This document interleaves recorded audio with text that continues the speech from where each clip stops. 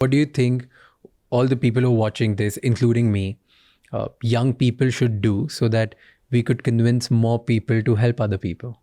Well, when you're young, if you're here in India, you can probably travel, some modest distance, an hour or two, and see people, who don't have the same opportunities you do. That they're smart, but their school's not good, or they get some health problem and they're not able to access things. I would say in India, programs like the aspirational district program, India does talk openly about the places that are the worst off. And that's pretty impressive. Even issues like sanitation that most governments, you wouldn't catch them talking about toilets.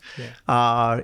This country, took on a pretty aggressive plan and made a lot of progress on that. So you can go out and see people and develop empathy without going too far.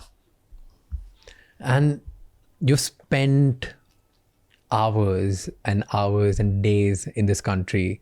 You spent millions on vaccines and trying to take care of healthcare challenges. What's one problem you feel that money cannot fix?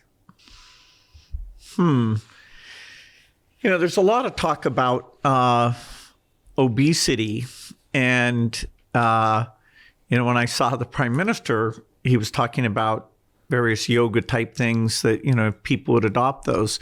But it's been hard. Not many countries have gotten the behavior change. Yeah. Maybe India can pioneer some approaches there.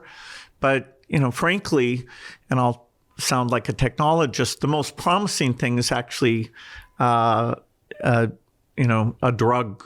class of drugs called these GLP-1 drugs that, are going to go off patent and become cheap. And, so I always like I'm a little over-focused on a scientific solution. Yeah. So maybe a combination of that behavior change and the new tools. But behavior change is hard.